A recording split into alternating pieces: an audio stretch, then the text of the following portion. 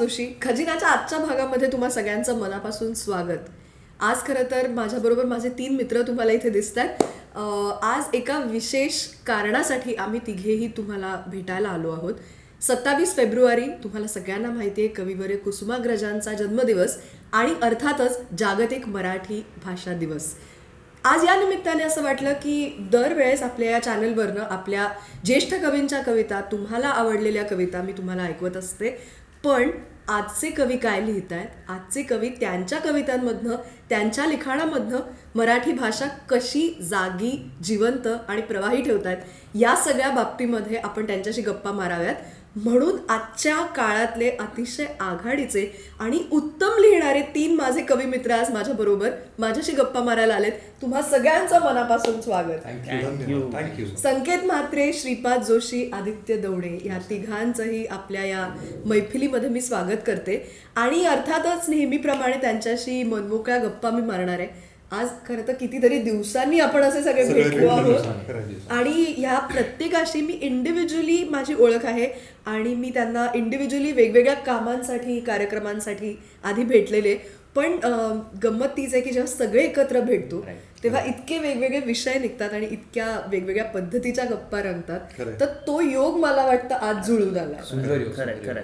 तुम्हाला कसं वाटतंय? नाही, इनफॅक्ट मला तेच तुला हे सांगायचं होतं की खरं तर तुझे आभार की तू हे सगळं जुळवून आणलंस. आणि दुसरी गोष्ट, अशा पद्धतीच्या ज्या मैफिली आहेत, जसं आपण आता बसलेलो आहे आणि एकमेकांची गप्पा मारतोय, खरं तर ह्यामुळे आपली सकाळ फार जास्त छान झालेली आहे. आणि त्याबद्दल तुझे मनापासून आभार की तू आम्हाला सगळ्यांना एकत्र आणलंस.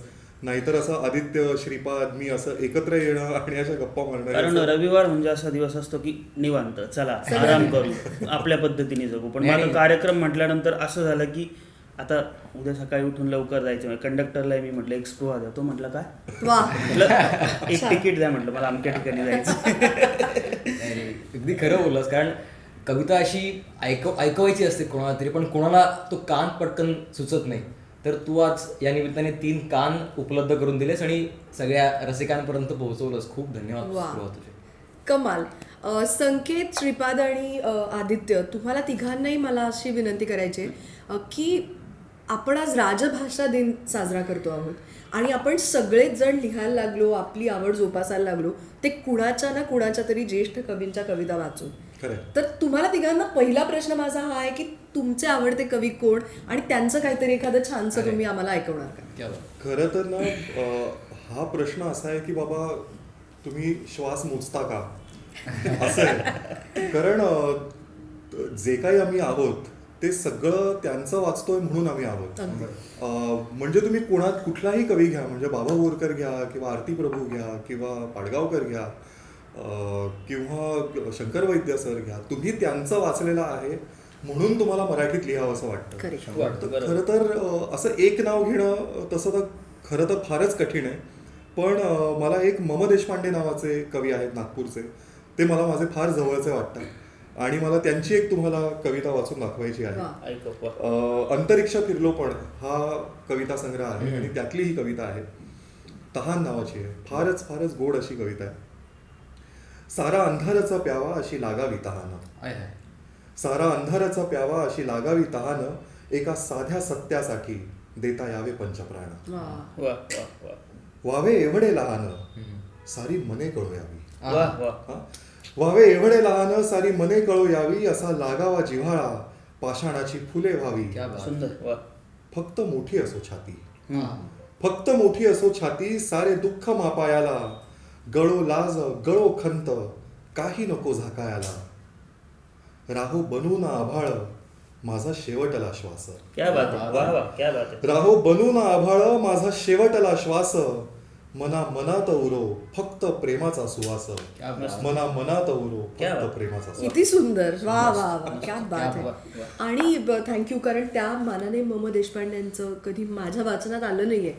तर आज ही कविता ऐकून मला असं वाटतं की मी आता शोधून त्यांच्या आणखी कविता वाचेन. नक्कीच नक्कीच. म्हणजे रानफूल नावाचा त्यांचा एक कविता संग्रह आहे, त्याच्यानंतर अपार नावाचा एक कविता संग्रह आहे. आणि खरं तर प्रत्येक मराठी कवीने म. देशपांडे वाचल्याशिवाय पुढे जाऊ नये इतका महत्त्वाचा हा खरं तर कवी आहे.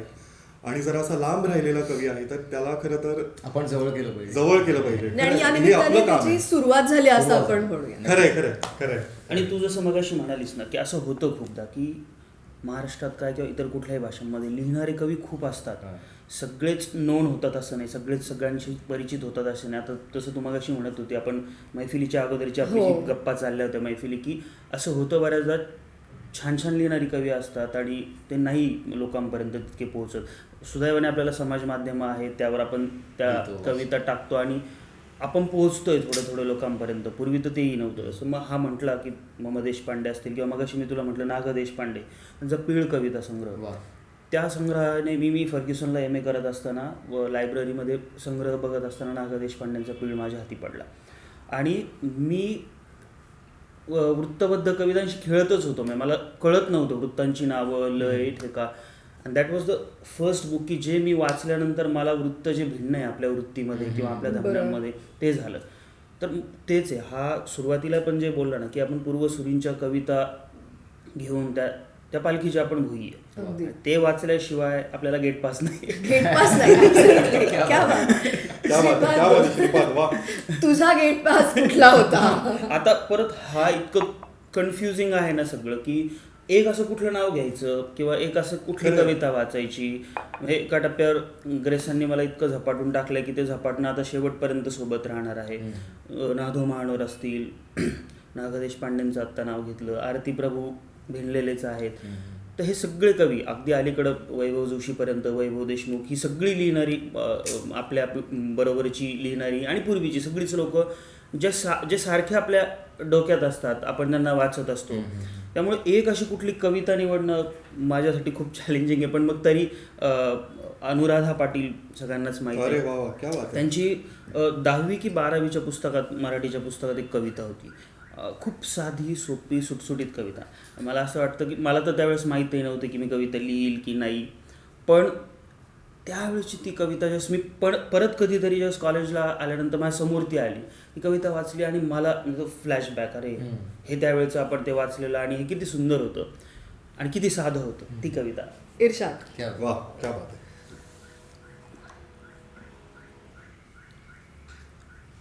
आपणच आपल्याला लिहिलेली पत्र वाचता वाचता, आपणच आपल्याला लिहिलेली पत्र वाचता वाचता ओले होणारे डोळे पुसून फडफडू द्यावीत वाऱ्यावर पानं. वा वा. आपणच आपल्याला लिहिलेली पत्र वाचता वाचता ओले होणारे डोळे पुसून फडफडू द्यावीत वाऱ्यावर पानं. थोडंसं हसून आपणच आपल्याला सांगावी कधीतरी एखादी गोष्ट. थोडंसं हसून आपणच आपल्याला सांगावी कधीतरी एखादी गोष्ट. आपणच गावं आपल्यासाठी रिमझिमत्या स्वराचं एखादं गाणं. वा. आपणच गावं आपल्यासाठी रिमझिमत्या स्वराचं एखादं गाणं. आपणच जपावेत मनात वाऱ्यावर झुलणारे गवताचे तुरे. वा रे वा. आपणच जपावेत मनात वाऱ्यावर झुलणारे गवताचे तुरे. एखादी दुरात धावणारी पायवाट, जपावेत काही नसलेले श्वास. वा. आपणच जपावेत मनात वाऱ्यावर झुलणारे गवताचे तुरे. एखादी दुरात धावणारी पायवाट, जपावेत काही नसलेले भास. जिथे आपल्यासाठी फुलं उमलतील वा वा वा. अशी जागा सर्वांनाच मिळत नाही. वा. जिथे आपल्यासाठी फुलं उमलतील अशी जागा सर्वांनाच मिळत नाही. मनाच्या कडेने लावलेल्या झाडांना आपणच द्यावेत थोडेसे श्वास. आपणच आपल्याला लिहिलेली पत्र वाचता वाचता ओले होणारे डोळे पुसून फडफडू द्यावीत वाऱ्यावर पानं. किती सुंदर. फारच सुंदर. मला ही कविता आवडायचं तर पण खूप कविता मला आवडतात बरं का, पण ही कविता अजूनही इतकी आवडते की त्यातला जो आव नाहीये कुठला, त्यातला जो एक निरागस आहे ना सांगणं, की हे किती सोपं आहे जगणं. आपण खूप सारे कोर्सेस लावतो, इतका आपला 21व्या शतकात 22व्या शतकात लोचा होऊन बसलेला डोक्याचा की आता काय मग सायको अनालिस्टकडे जा वगैरे वगैरे. मला वाटतं ह्या थेरपीज आपल्याला लोकांनी लिहून दिले, किती महत्वाच्या थेरपीज आहेत त्या. खरंय खरंय. नाही, आणि मला पुन्हा एक परत बोलावंसं वाटतं की जी आर्तता आहे ह्या कवितेतली, ती आर्तता पण किती प्रगल्भ आहे आणि हे तुम्हाला अदरवाईज असं नाही मिळत कुठेही, पण ते तुम्हाला कवितेतून मिळतं. ऍब्सोल्युटली. आदित्य, तुझ्या आवडीची एखादी कविता? स्पृहा एक वेगळा विचार मांडावा असं वाटतो की आपण अनेक भाषांमधल्या अनेक कवींच्या कविता वाचत असतो, परंतु कायम मला असं वाटत आलं की प्रत्येक कवी एखाद दुसऱ्या कवीशी आपल्याला स्वतःला रिलेट करू शकतो. बरोबर. असं मला कायम वाटतं आणि माझ्याकरता ते कवी म्हणजे विंदा करंदीकर होते आणि आहेत. याच्या मागे कारण छोटंसं इतकंच आहे की मला कायम विंदांची कविता ही एका काठीसारखी वाटत आली आहे. म्हणजे एक काठी एखाद्याला आधार सुद्धा देऊ शकते आणि तीच काठी उगारता सुद्धा येऊ शकते, अशी विंदांची कविता आहे. आणि एक सच्चा कवी, त्यांचे अनेक किस्से अनेक प्रसंग मला माहिती आहेत आणि इतका खरा कवी खरंच आजच्या काळात किंवा त्या काळातही सापडू शकतो का अशी मला शंका आहे. ती इतका खरा कवी आणि त्यांचीच एक कविता एक वेगळ्या धाटणीची आहे. त्यांची अनेक कविता, सब घोडे 12% अशा अनेक प्रकारच्या कविता माहिती आहेत, परंतु एक वेगळी कविता, एक रोमॅन्टिक कविता मला ऐकावीशी वाटते. स्पृहा. शीर्षक आहे कवितेचं, थोडी सुखी थोडी दुःखी. फारा दिवसांनी आली माघारीण माहेराला, फारा दिवसांनी आली माघारीण माहेराला, स्टेशनात भेटलानी ओळखीचा टांगेवाला.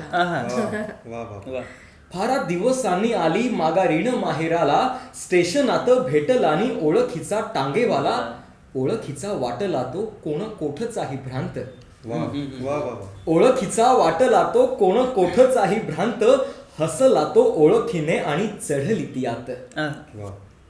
नाही वळविली त्याने पुन्हा दृष्टी तिच्याकडे, नाही वळविली त्याने पुन्हा दृष्टी तिच्याकडे, भरत धाव सुटे घोडा आणि चाबूक कडाडे, ओळखीचे आले वाडे, आली आली गेली शाळा. ओळखीचे आले वाडे, आली आली गेली शाळा, अगं बाई तोच का, तिला चंदू आठवला.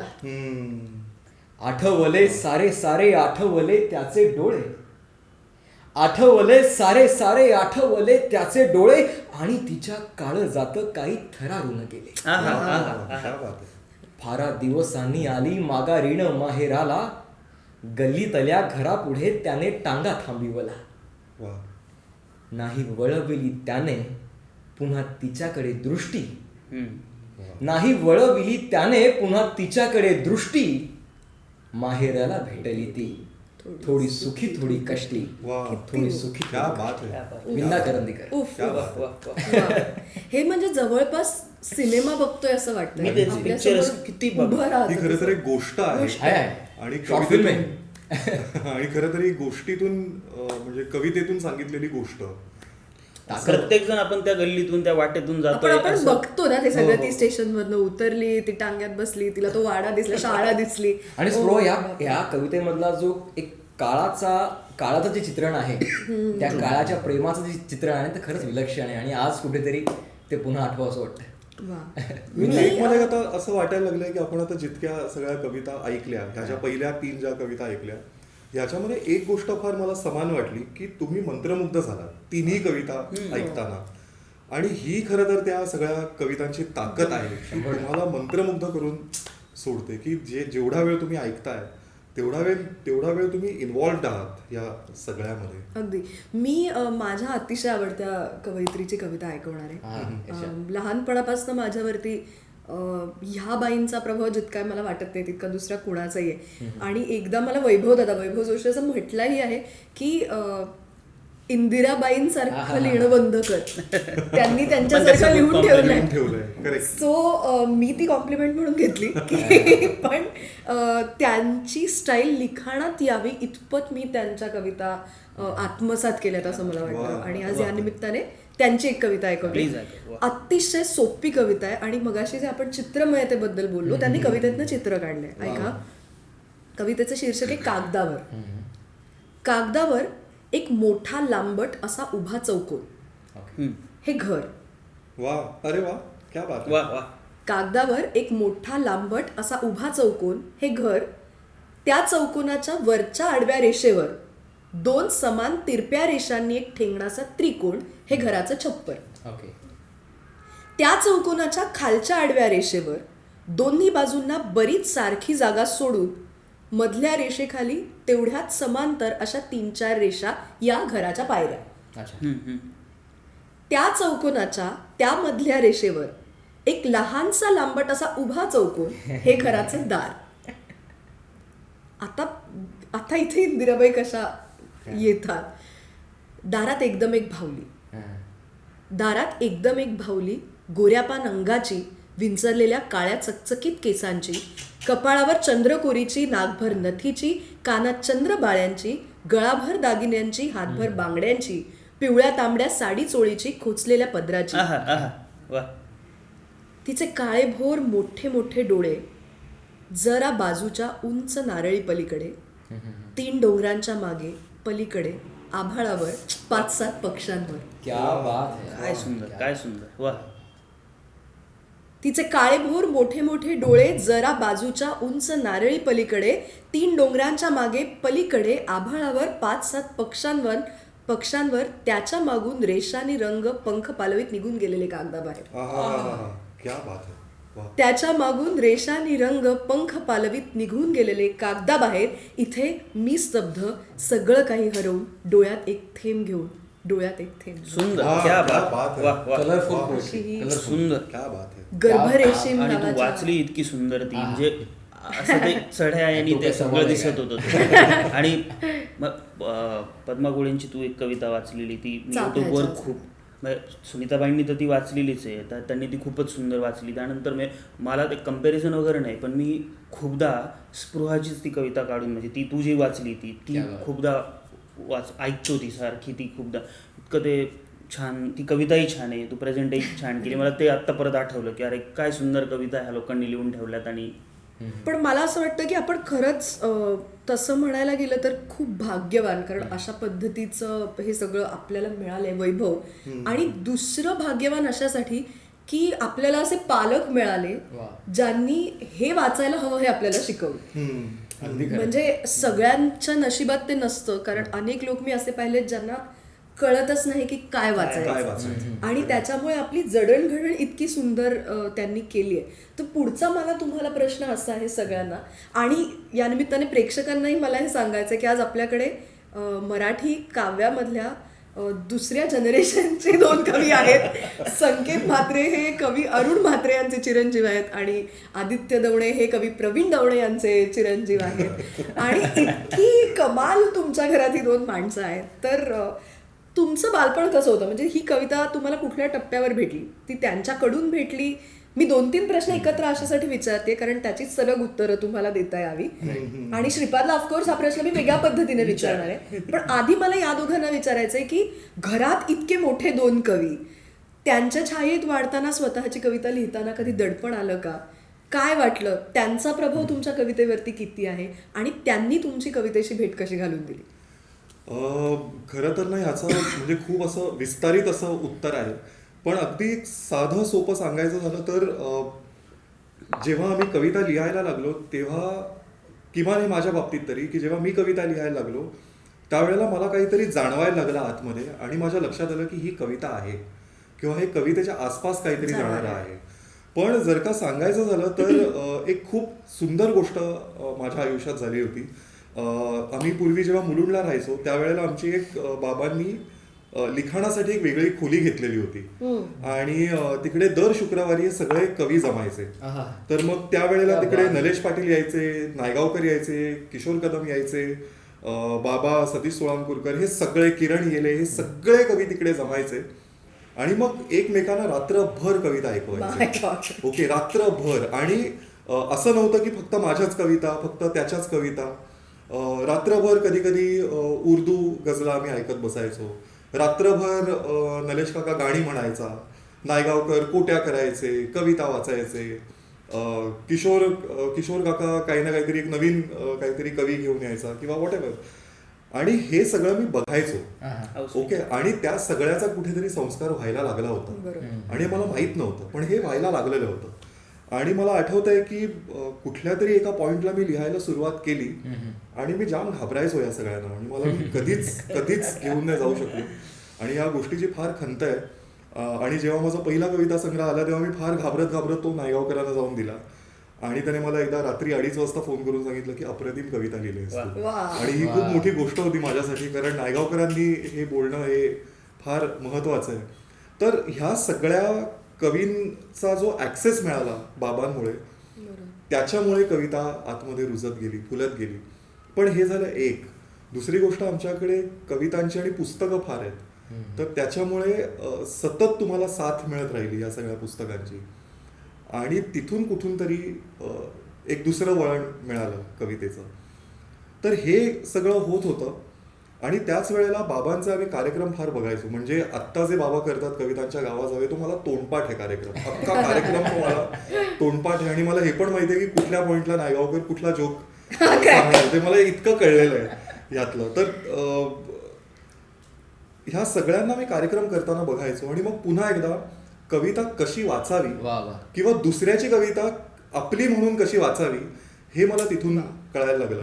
आणि ही खूप मोठी गोष्ट आहे. मला असं वाटतं की जर का आपल्या पिढीने किमान जर का हे थोडंसं घेतलं यांच्याकडून की बाबा दुसऱ्याची कविता त्याच ताकदीनं जर का आपल्याला आपण जर का म्हणू शकलो आणि तितक्या उत्कटतेनं आपण समोरच्याला सांगू शकलो तर तो खरं तर मला वाटतं की तो आपल्या सगळ्यांचा विजय असेल की बाबा आपल्याला दुसऱ्या कवीच्या कविता आपल्या इतक्याच छान वाटतात, म्हणता येतात. आणि हे खूप महत्वाचं. तर ह्या सगळ्या गोष्टींमुळे एक फार असं पोषक सगळं वातावरण मिळालं आणि मग त्यातून कविता यायला लागली बाहेर.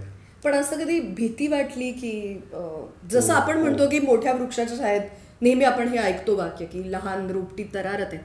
लहान म्हणजे मी क्वालिटी वाईज लहान नाही म्हणत आहे, वयाने लहान म्हणतो. तर ज्यांच्याकडे आपण बघून मोठे झालोय त्यांना तशी कधी बाबांची कविता शेअर करताना भीती वाटली का? मी तुला खरं सांगू का की मी कितीही लिहिली ना कविता तरी ती बाबांच्या तोडीची कधीच होणार नाही हे मला माहिती आहे. आणि त्याचं कारण हे आहे की बाबा ज्या पद्धतीनं जगले आहेत आणि ज्या जगण्यातून ते सगळं आलेलं आहे ते फार उत्कट आणि फार विलक्षण आहे. ते जगणं मला कधीच जमणार नाही. तर त्यामुळे ती जी कविता आहे ती कविता मला कधीच जमणार नाही. आणि ह्या गोष्टीचा मला अभिमानही वाटतो आणि कुठेतरी सलही आहे की यार मला ते लिहिता आलं पाहिजे होतं. म्हणजे जेव्हा जेव्हा मी बाबांच्या ऋतुशहरातले या कविता संग्रहातल्या कविता वाचल्या आहेत तेव्हा मी ढसाढसा रडलेलो आहे. मी आता बोलताना पण बऱ्याचदा मला रडू येतं.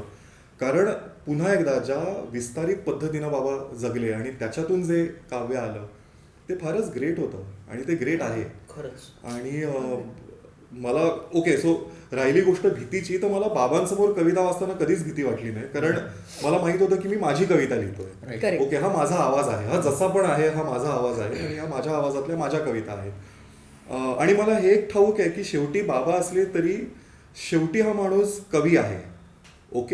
आपण कुठलंही काहीही केलं तरी हा माणूस शेवटी कवी आहे आणि कवी हा सर्वसमावेशक असतो, तो समग्रतेकडे बघणारा माणूस असतो.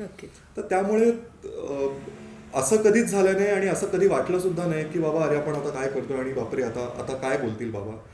आणि जनरली बाबा ठीक आहे एवढं पुढे जातात. ते जर का असं पेपर असेल तर ते म्हणजे अगदी काठावरती पास करून पुढे जातात. ते असं आहे. आदित्य तुझा काय एक्सपिरियन्स? स्पृहा मला इकडे आत्ताच ज्ञानेश्वरी मधला एक दृष्टांत आठवला. त्यात असं दिलं की एक सामान्य माणूस त्यांनी जांभाई दिली आणि त्या जांभाईमध्ये वरून एक अमृताचा थेंब पडला आणि तो अमर झाला. तशी मला कविता कुठेतरी आयुष्यात गवसली. आणि कविता ही घटना माझ्यामध्ये खूप नंतरच्या म्हणजे कॉलेज जीवनात कुठेतरी भेटली मला. परंतु थोडीशी घडण माझी वेगळी अशी आहे की बाबांनी कायमच मला कवितेमधले, साहित्यातले आणि एकंदरच कलाक्षेत्रातले हिमालय दाखवले. कायमच. म्हणजे मी अगदी उदाहरण द्यायचं झालं तर मी गर्वाने सांगतो आणि अभिमानाने सांगतो की अटल बिहारी वाजपेयींच्या कडेवर बसलेला मी एक मुलगा आहे. मी लता दीदींच्या कुशीत बसलोय, मी इंदिरा संतांना भेटलोय, मी पाडगावकरांच्या घरी त्यांच्या मुखातनं त्यांच्या कविता ऐकल्यात. त्यामुळे इतकं व्हर्सटाईल माझं बालपण होतं. पण जवळ कविता कुठे येत नव्हती. कदाचित ती माझ्यात मुरत होती तेव्हा, ती सावली विरघळत होती कुठेतरी. आणि नंतर जेव्हा एखादं फळ पिकतं आणि नंतर मग ते आपल्याला खाण्यायोग्य होतं आणि तेव्हा अशी सेवनायोग्य कविता मला माझ्या कॉलेज जीवनात भेटली. आणि बाबांचं आणि माझं घरातून आता इतकंच सिम्पल आहे, साधं सोपं आहे, मित्रासारखं आहे. म्हणजे अगदी आवडल्याला आवडलं आणि नाही आवडल्याला अगदी जरा परत प्रयत्न कर किंवा अजून कोणातरी दाखव, इथपर्यंत आमचं नातं आहे. आणि दुसरी एक स्पृहा मला मुद्दामून गोष्ट सांगावीशी वाटते, मुद्दामून या ठिकाणी, की हे ज्येष्ठ कवी आहेतच परंतु माझ्या बरोबर जे माझ्या सोबतीचे मित्र आहेत, कवी मित्र, त्यांनी सुद्धा माझी कविता घडवली. म्हणजे अनेक नावं इथे घेता येतील. संकेत आहे, श्रीपाद आहे, अनेक जण आहेत की ज्यांच्या मैफिलीत त्यांच्या कविता ऐकून आपल्यात काय कमीपणा आहे किंवा आपल्यात अजून काही आपल्याला बदलता येऊ शकतं, त्यांची कविता किती थोर आहे. इतकीही सुंदर देवाणघेवाण होती ना आतापर्यंतची, तुझ्या कविता अनेक जणांच्या कविता, आणि अशी कुठेतरी कविता भेटत गेली जी अजूनही साधना सुरू आहे. श्रीपाद, तुझ्याकडे कविता कशी आहे? मला तर खरं हेवा वाटलं हे सगळं सांगण्याचं. मला माहिती की हे बघ ना, म्हणजे दोघंही. आणि मी तुला नंतर एक तुझा एक किस्सा सांग ना. आता हा आणि मी ज्यावेळेस गप्पा मारायला बसलोय, दोनदा बसलो म्हणजे कविता वाचायलाही बसलो. आमचं काही म्हणणंच नाहीये, तुम्ही कसेही बसला असाल, आम्ही काही तुम्हाला म्हणत नाही, पण त्याबद्दल. आत्तासाठी आपण कविता वाचायला बसलो असं समजूया. आता आपण कॉफी घेऊन बसूया असं म्हणू. पण हे म्हणजे इतकं दोघंही सांगताना इतकं मला हेवा वाटणार होतं, आणि मला अरे आपले वडील कवी नाही आहेत किंवा कवी नव्हते, म्हणजे याचं मला शल्य असं नाही, पण हे आनंदाची इतकी गोष्ट आहे की तुम्ही काय जगलायत ते खूप महत्त्वाचं आहे. हा ज्यावेळेस सांगत होता म्हात्रे सरांचं, त्यांनी माझ्या गझलांवर एक लेख लिहिला आहे आणि हा म्हणतो ते काठावर पास करतात असं असेल तर. त्यामुळे मलाही त्या दृष्टीने मी भाग्यवाणी की ज्यांचा सहवास याला लाभला आहे, त्या कवीने आपल्याला पास केलं आहे, टीक केली, त्यांनी लेख लिहिला. जे पाहेरी होऊन जन्मचंदनासारखा, ही ओळ कायम मला अरुण म्हात्रे नाव आलं का इज इक्वल टू, म्हणजे तुम्हाला एका ओळीमध्ये जन्म कळतो त्या माणसाचा, त्याचं जगणं कळतं. जसं वैभव म्हणतो एखाद्या आयुष्याला एखादी कविता, वैभवच ना. त्यामुळं हे भारी. आता माझं जर तू विचारलंयस तर मी नगर जिल्ह्यातला शिर्डीजवळचं छोटं केलवड नावाचं एक छोटं गाव, ग्रामपंचायत शाळेत 10वी शिकलो. 12वी ग्रॅज्युएशनला असताना एक 7-8 कथा लिहिल्या, अशा कथा लिहायच्या म्हणून लिहिल्या, मराठीच्या शिक्षकांना दाखवल्या, तुम्ही छान लिहितोस, लिहित राहा. पण असं काही हे नव्हतं की मला लिहायचंच आहे किंवा मला लिहायला सुचतंय. मैत्र नावाची त्यावेळेस एक मला वाटतं लोकमतची पुरवणी होती, मंथन नावाची एक पुरवणी असायची, ऑक्सिजन नावाची एक पुरवणी मला आठवते. तर मी घरी किराणा दुकानात मी ते जुने पेपर वाचायचो, लेख वाचायचो. मला वाटतं ती एक प्रेरणा असेल. गावामध्ये हरिपाठाला मी जायचो, 7-8 मला मृदुंगाची बोल यायचे, ते वाजवायचो. तो ठेका परत तिथं विणला असावा. पण मला तिथं काही कवितेची चाहूल लागली नाही. आता मी खरं सांगेन की 10वीपर्यंत मला वाटतं संदर्भासह स्पष्टीकरण द्या वगैरे असले प्रश्न असतात, आणि त्यात काही कविता अशा होत्या की ज्या अनाकलनीय, म्हणजे सुंदर, पण आता ते संत साहित्यातल्या काही कविता किंवा महानुभाव पंथाच्या काही कविता, मला कविता आठवत नाही, सगळ्या छान, पण त्या मला तिथं झेपायच्या नाही. आणि ते स्किप करणं जे ना गं, स्किप करणं मी ते करायचो. की मला ते तर कवीचं नाव आठवायचं नाही ऐनवेळेस, किंवा कवितेचं नाव आठवायचं नाही, संदर्भच देता आला नाही तर स्पष्टीकरण काय करणार, असा सगळा प्रश्न व्हायचा. आणि मग मी ते स्किप करून पुढे जायचो. मग ज्यावेळेस ग्रॅज्युएशनला असंच धडपडत केलं आणि मी ज्यावेळेस पुण्याला आलो, फर्ग्युसनला मी MA करत असताना मला तिथली जी लायब्ररी, माझं इंग्रजीत MA झालं आहे, ते एमिली ब्रॉन्टे वगैरे, उदरिंग हाईट्स, ते सगळं वाचताना एकदा गेलो मराठी सेक्शनला, आणि मग तिथं जे वाचायला सुरुवात केली, ग्रेस, नाधो मानोर, हे सगळ्या गोष्टी. आणि मगाशी मी तुला सांगत होतो नागा देशपांडेंचा पिळ संग्रह, त्यातले ते वृत्तबद्ध कविता, ह्या सगळ्या गोष्टींनी इतका परिणाम केला. आणि अर्थात फर्ग्युसनचं सगळं गुलाबी वातावरण अवतीभोवती, त्यातली आपली उर्मी त्या काळातली, आणि मग त्यातून मला असं वाटतं की कविता आली. आणि परत मैफिलीच्या अगोदरही आपण पुणे मुंबई खेळत होतो की पुण्याचं कल्चर, सांस्कृतिक कल्चरबद्दल आपण बोलत होतो, सांस्कृतिक वातावरण. वैभव जोशीचा सोबतीचा करार नुकताच भरात आलेला, संदीपचा सलीलचा आयुष्यावर बोलू काहीची तिकीटं काढून जाणं, आणि ही सगळी कार्यक्रम पुणे विद्यापीठात मी राहिला होतो. पॅरासाईट, इलिगलचे सगळीच मुलं, मॅक्झिमम लोक राहतात, बरेच जण ऐकत असतील तर. ॲडमिशन फर्ग्युसनला आणि राहायला पुणे विद्यापीठात. 2008 ते 2015 असा काळ मी तिथं बेकायदेशीर राहिले, पण प्रेमात राहिलो. त्यांनी माझ्यावर प्रेम केलं, मी विद्यापीठावर प्रेम केलं, आणि ते अजूनही तिथं गेलं की मला भारी वाटतं. विद्यापीठात नामदेव सभागृहाला खूप सारे कार्यक्रम व्हायचे. 31 डिसेंबरला पुणे विद्यापीठ कविता संमेलन भरवायचं. अरुणाताई ढेरे तिथे एकदा आलेल्या. तर थोडक्यात पुण्यात आल्यामुळं, फर्ग्युसनच्या लायब्ररीमुळं, आणि त्या वयात त्या जाणीवांना एक काय म्हणतो ती ज्योत पेटणं जे आहे ना, ती पेटली. आणि मग मी थोडं लिहायला लागलो. त्यात मी हे पुरवणी खूप वाचायचो. त्यावेळेस दासू वैद्यांचं एक सदर चालायचं, ते मी त्यावेळेस वाचायचो. तर हे अवतीभोवती सगळं घडत होतं. हे घडताना ग्रेस पुण्यात त्यावेळेस ॲडमिट होते दीनानाथला, आणि ग्रेसांचा मी म्हणजे भक्तच म्हण की मला ग्रेस म्हटलं की संपतं. मग तिथं अरे ह्या अशा कविता काय, म्हणजे त्यांना 2दा भेटलो, त्यांचे काही कविता संग्रह मागवले, वाचले, आणि मग हळूहळू मी लिहित राहिलो. मग आता मधल्या काळात गाणी लिहायला लागलो. निलेश मोरीसोबत काही गाणी केली. आत्ता एक हुडहुडी नावाचं एक लावणी येऊन गेली सागरिका म्युझिकतर्फे. आणि आत्ताच सध्याला स्टार प्रवाहावर गाजलेली जी मालिका आहे, आई कुठे प्रवाहावर गाजलेली मालिका, त्याचंही गाणं लिहिलं आहे. असा प्रवास सुरू आहे. आणि मला फार बरं वाटतं की म्हणजे आता हे दोन जोशी, आता मला हिचं नाही माहिती बरं का, तुम्हाला खरं सांग तुझ्या कवितेची काय तुझी जडणघडण, तर यांचं माहिती आहे मला थोडं थोडं की यांचे वडील पार्श्वभूमी, मला तुझंही ऐकायचं आहे. माझ्याबद्दल खरं तर ना मला खूप खूप सहजपणे ते घडून आलं, ऑर्गॅनिकली जसं आपण म्हणतो ना तसं झालं. तू जसं म्हणालास तसंच होतं. मराठी भाषेच्या आपल्या बालभारतीच्या पुस्तकातल्या ज्या कविता होत्या त्याच्यापासून त्यांच्याशी फार अटॅचमेंट माझी कधी झाली नाही. कधी कधी काही काही कविता लक्षात राहून गेल्यात. आता मला दुसरीच्या पुस्तकातली वाटते चालुली मंद जुळी कमी व्हावे पण आठवते अख्खी कविता. सो अशा काही काही कवितांची नाळ जोडली जाते आपली, ती ठीक आहे. पण अभ्यास करायचा आहे म्हणून त्या कविता कधी आवडल्या नाहीत. पण 9वीत असताना मी बालश्री नावाच्या एका स्पर्धेसाठी गेले होते आणि तिथे अर्थात पुढे त्याची एक वेगळी हिस्ट्री झाली. मग मी तो पुरस्कार मला मिळाला आणि त्याचा माझ्यावरती खूप वेगळा परिणाम झाला त्या अख्ख्या प्रोसेसचा. पण तिथे मला पहिल्यांदा कळलं की मला कविता करता येते. आणि मग जसं तू म्हणलास की ते वय असं असतं की आपल्याला वाटतं की आता लिहिलंच पाहिजे, आता तर आपल्याला येतंय पण लिहिता आणि सभोवताली सगळ्या गोष्टी सापडतात पण वेगळ्या गोष्टी पण आवडू लागलेल्या आहेत काही काही, तर आता आपण लिहिलंच पाहिजे आणि आपण जे लिहितो ते उत्कृष्ट असं आहे. या समजामधून मी माझ्या आई वडिलांना बहिणीला अशक्य त्रास दिलेला आहे की रात्री 1:30 वाजता मला कविता झाली आता उठ आणि ऐक वगैरे.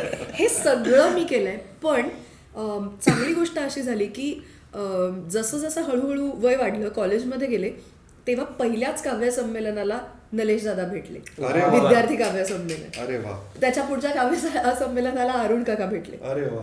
त्यानंतर हळूहळू पुढच्या एका कॉलेजमधल्या कार्यक्रमाला, मी कॉलेजमध्ये ऍक्टिव्ह होते बऱ्यापैकी ऍक्टिव्हिटीजमध्ये, रुईयामध्ये. वैद्य सर एकदा कॉलेजमध्ये आले होते, ते भेटले. भाऊ मराठ्यांची माझी छान ओळख होती, त्यांच्यामुळे सुरेश खरे भेटले. सुरेश खरे भेटले, त्यांनी काही गोष्टी वाचायला सांगितल्या. नंतर पाडगावकर भेटले. दवडे सरांची अशीच ओळख झाली एका काव्य संमेलनामध्ये. आणि ही सगळी मंडळी ना अचानक आयुष्यात आल्यानंतर, ते मित्र झाल्यानंतर एक आयुष्यच बदललं, अँगलच बदलला. कारण त्यांनी काय सांगितलं माहितीये, लिहितेस ते बरं करतेस, वाईट लिहित नाहीयेस पण थांबायला पाहिजे, आता वेळ आहे वाचायची. या सगळ्या माणसांनी मला काय वाचायचं हे सांगितलं. मी यांच्यामुळे पुन्हा बोरकर वाचले, पुन्हा इंदिराबाई वाचल्या, पुन्हा शांता शेळके वाचल्या, पुन्हा वसंत बापट वाचले, जे आपण फक्त पुस्तकात वाचून म्हणून आपल्या आयुष्यात बाजूला करतो अननेसेसरी. आणि त्यांच्यावरचे प्रश्न येतील या भीतीने, तू म्हणलास तसं आपण ते स्किप करतो. तर आता अभ्यास करायचा नसल्यामुळे ते सगळं वाचन झालं आणि ते हळूहळू मग असं ते भिनायला लागलं. आणि जोडीला मला असं वाटतं की मी जे करिअर म्हणून निवडलं माझं अभिनय क्षेत्र, या सगळ्या गोष्टी ना हँड इन हँड जाऊ लागल्या. मग त्यामुळे मला कविता वाचायची कशी, मग मला कुठे कुठे अँकरिंगसाठी बोलवायचे. मग ते अँकरिंग करत असताना माझा निशाद जाईल नावाचा एक मित्र आहे जो आता ठाण्यातच राहतो, त्याने मला खरं तर कशी कविता वाचून जास्त छान पोहोचेल हे शिकवलं. आम्ही दोघं मिळून शब्दधुंद गप्पा नावाचा एक कार्यक्रम करायचो जिथे या कवितांचं सादरीकरण असायचं. आणि माझा ना नॉर्मल बोलण्याचा स्पीड पण खूप फास्ट आहे, त्यामुळे मी कविता पण अशी भरभर भरभर भरभर अशी वाचून टाकायचे. तर निशादने मला सांगितलं की ही कविता पॉज कुठे घ्यायचा, कुठल्या ओळीवरती किती जोर द्यायचा. आम्हाला रुईयाला विजय तापस सर होते.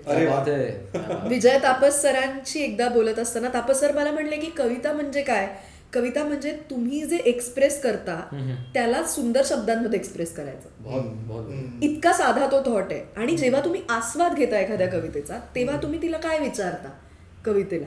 एखादी कविता जेव्हा तुम्ही वाचता, माझा खरं तर पुढचा प्रश्न तुम्हाला तो होताच, पण आता ओघाने मुद्दा आलाय म्हणून मी आधी सांगते, मग तुम्ही तुमचा अनुभव सांगा. त्यांनी मला सांगितलं की तू कविता वाचतेस म्हणजे काय करतेस, त्याच्यातनं तू काय घेतेस. प्रश्न कवितेला काय विचारायचे आपण वाचक म्हणून, ती कविता तुला रस रंग रूप नाद याच्यातून काय देते. आता हा थॉटच माझ्या आयुष्यात कधी, हा विचारच मी केलेला नव्हता जो मला तापस सरांनी दिला. बिटवीन द लाईन्स ज्याला आपण म्हणतो, जे आम्हाला अभिनय क्षेत्रात पण कामाला येतं, की एकावर एक जेव्हा वाक्य पडतात तो मधला पॉज हा सगळ्यात महत्वाचा असतो किंवा ऐकणं महत्वाचं असतं अभिनय करताना. ते कविता वाचताना ती ऐकायची कशी, हे एक खूप छान त्यांच्याकडनं कळलं. आणि अशी सगळी मला वाटतं माणसं आयुष्यात आल्यामुळे एक महत्वाचं काय घडलं की मी भाराभर लिहिणं बंद केलं. वा, अगदी खरं आहे. पूर्वी काय व्हायचं की पेपर उघडून, म्हणजे खरं शपथ सांगते मी, एक अवाक्षर याच्यात खोटं नाही, कवितेबद्दल बोलतोय आपण, पेपर उघडला की बातम्या वाचायच्या, हुंडाबळी, सुनामी, 26 जुलैचा पाऊस, मग मुंबईवरचा अतिरेकी हल्ला, आणि असं एक कुठेतरी वाटायला लागलं होतं की आपण कवी होत, यावर आपण लिहिलं नाही तर कसं, लिहायलाच पाहिजे. हा जो लिहायलाच पाहिजेचा अट्टाहास होता, त्याच्यातनं बऱ्याच आता कविता कदाचित मी त्याला डिस्कार्ड करेन. सो हे बेतून लिहिलेल्या कविता. सो ते डिस्कार्ड काय करायचं हे कळायला लागलं. मला वाटतं की ते मेंटरिंग खूप महत्त्वाचं हे आहे. मेंटरिंग नशिबाने मला मिळालं. सो हा माझ्या दृष्टीने प्रवास होता. अरे वा. पण मला खरं तर मला म्हणजे हे मला फार आवडलंय की कविता हे एकमेव कदाचित असं एक माध्यम असेल ज्याच्यामुळे ना तुम्हाला विविध गोष्टींमध्ये त्याची मदत होते. म्हणजे आता जसं स्पृहा म्हणते की तिला अभिनयात फार त्याची मदत होते. मला एक कधी कधी मला असं ऋग्वेदीबद्दल पण खूप वाटतं की तिच्यावरती सतत कवितेचा प्रभाव होता किंवा बाबांच्या त्या सगळ्या वाचनाचा आणि कार्यक्रमांचा प्रभाव होता की काय, पण तिला पॉझेस खूप चांगले वर्कआउट करतात. आणि तिचं बोलणं सुद्धा तू ऐकलंस ना, म्हणजे गद्य बोलणं सुद्धा ती लयदार बोलते. आणि असं नाहीये की ती खूप कविता वाचते किंवा असं काही, पण तिला मी ज्या वेळेला तिच्या रोल्स मध्ये बघितलेलं आहे किंवा फॉर दॅट मॅटर तुला पण स्पृहा, त्या वेळेला मला सतत असं वाटत राहतं की यार ह्या लोकांनी, कदाचित हे लोक खूप कविता वाचत नसतील पण ह्यांच्यामध्ये कविता आहे हे जाणवतं आपल्याला पटकन. आणि ते आपल्याला पटकन काही जणांच्या बाबतीत तर खूपच असं जाणवतं. तसं मला जितेंद्र जोशीच्या बाबतीत खूप जाणवतं की तो खूप असं कविता वाचणारा माणूस आहे आणि सतत त्याचं एक चालू असावं एकीकडे. किशोर कदम तर आहेच, म्हणजे यु नो दॅट. संकर्षण तसा आहे रमणारा कवितेमध्ये. तर म्हणजे मला हे खूप असं गमतीदार वाटतं. आणि हे पण वाटतं की हे कदाचित फक्त मराठी सगळ्या अभिनेत्यांकडे किंवा मराठी कलावंतांकडे हे आहे, कारण आपली कवितेतली जी समृद्धी आहे ना ती पोचलेली आहे या सगळ्यामध्ये. आणि आपल्याला असं वाटतं की लोक वाचत नाहीत, पण लोक वाचतात. आणि मला असं वाटतं की आपल्यासारखे जी काही मंडळी आहेत त्याचा, आणि हे मी खूप आनंदाने अभिमानाने सांगते नेहमी, की आपण आपल्या आपल्या परीने खूप प्रयत्न सुद्धा करतो ते चांगल्या पद्धतीने लोकांपर्यंत पोहोचवायचा. सो पुढचं मला तुम्हाला सगळ्यांना विचारायचं आहे की आत्ता तुमचं जे काम आहे ते करत असताना, जसं मी सांगितलं की अभिनयात मला कविता कशा पद्धतीने मदत करते, तुमच्या आत्ताच्या कामात कविता कुठे आहे आणि तिला तुम्ही कसं बघता, तिच्याकडे कसं बघता, ती तुम्हाला कुठे कुठे सापडते काम करता किंवा कसं? मी तुला एक गंमत सांगू का की मी खरं तर आहे मी जाहिरात क्षेत्रात, पण जाहिरात क्षेत्र हे मला कवितेच्या फार जवळचं वाटतं. कारण तुम्ही खरं तर कविता सांगत असता आणि नंतर तुम्ही काहीतरी खाली लिहिता, ओके, पण तुम्ही कविताच बोलत असता तिकडे. आणि हे पुन्हा जर का मी अगदी तुला थोडक्यात सांगायचं झालं तर ह्याचे पुन्हा सगळे संस्कार आहेत ते नलेश पाटलांचे. म्हणजे मला आठवतंय की मी नलेश पाटलांच्या जाहिरात कंपनीमध्ये गेलेलो, क्लोरोफिल नावाची त्यांची ऍडव्हर्टायझिंग एजन्सी गेली असता. ती एक तर ती अप्रतिम होती, तशी मी जाहिरात कंपनी बघितलेली नव्हती. की अगदी असं 14व्या मजल्यावरती होती, आर्केडिया नावाची बिल्डिंग 14व्या मजल्यावरती होती. आणि आणि त्याचा दरवाजा उघडला की टेरेसवरती जायचं, टेरेसवरून अख्खा असा समुद्र दिसायचा. आणि तिकडे नलेश काका काय पाहिजे, आणि नलेश काका मी त्याला तिकडे त्याचे लोगोज करताना बघितलेलं आहे. तर मी अगदी असं 11वीत वगैरे असेल आणि मला एकदा नलेश काकांनी बोलवलं की ये ऑफिसमध्ये ये, मला भेटायला ये. तर म्हणून मी ऑफिसमध्ये भेटायला गेलो आणि त्याचं ते ऑफिस बघून मी असा अवाक झालो होतो की अरे ही ऍडव्हर्टायझिंग एजन्सी असते का.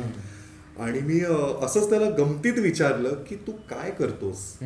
ओके, मला माहित नाही तू काय करतोस आणि कदाचित आपल्याला माहिती नाही, पण हे माहिती असणं फार गरजेचं आहे की नलेश पाटील हा भारतीय आणि जागतिक ऍडव्हर्टायझिंग मधलं खूप मोठं नाव आहे आणि फार अजरामर त्याचं सगळं काम आहे.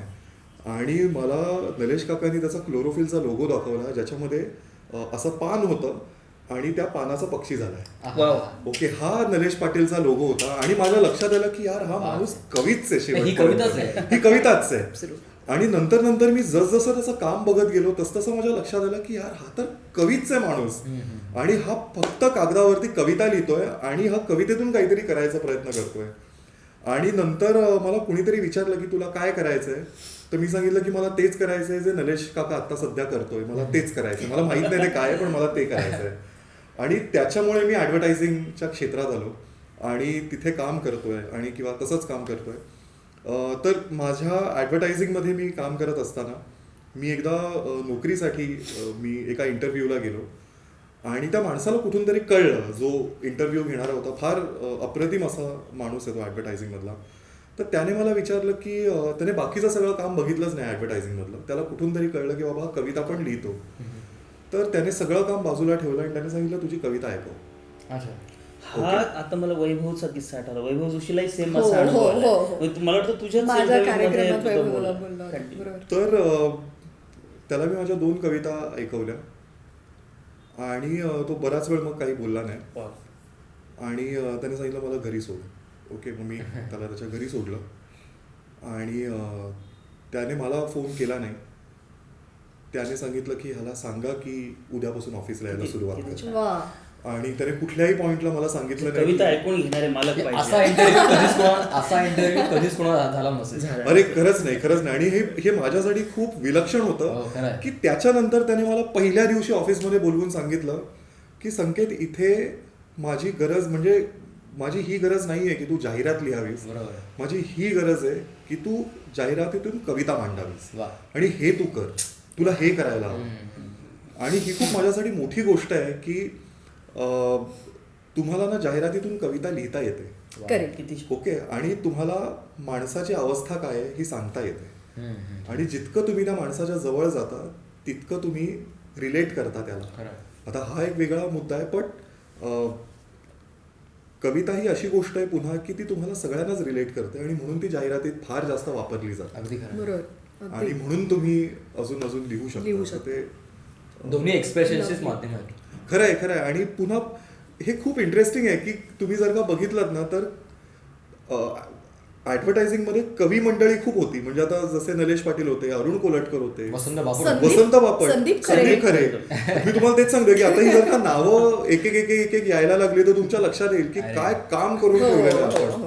पुन्हा श्रीपाद, इतकं इंटरेस्टिंग होत आहे ना, म्हणजे आपण आपल्यालाच खोदतोय आणि आपण, मला वाटतं असं आपण वाटतं की आपणच कविता होऊन जातो की काय. ते तादात्म्य होणं जे आहे ना रे एका टप्प्यावर, तेच आहे सगळं. मग तू असा प्रश्न विचारला की आपल्या वैयक्तिक आयुष्यामध्ये आपल्याला कविता काय देते किंवा आपण ती जगतोय कशी, आपल्या प्रोफेशनशी रिलेटेड. तर मी प्राध्यापक आहे, इंग्रजी विषय मी शिकवतो. इंग्रजीत माझं MA MPhil झालं आहे, आता PhD होईल ह्या वर्षी 2-3 महिन्यात सेट झालं. तर म्हणजे अर्थार्थी माझा विषय वेगळा आहे शिकवण्याचा आणि जगण्याचा म्हण किंवा एकंदर वो आपण फुरसत का टाईम जो म्हणतो ना आपण, तर वो लम्हो में मला असं वाटतं की कविता मला वैयक्तिक काय देते तर बाबा जगण्याचं भान देते. कारण आपल्याला पोटापाण्यासाठी 4 गोष्टी ज्यावेळेस आपण करत असतो त्यावेळेस बघ, आपण घरी आलो की आपल्याला असं वाटतं की काहीच नको, आता मला पाणी पिऊ दे, शांत बसू दे.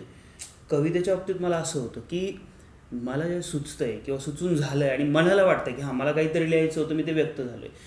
मला नाही वाटत की याच्यापेक्षा मोठा पुरस्कार किंवा याच्यापेक्षा कुठलं मोठं रेम्युनरेशन किंवा सॅलरी आहे म्हणून की जे आपल्याला मिळतंय.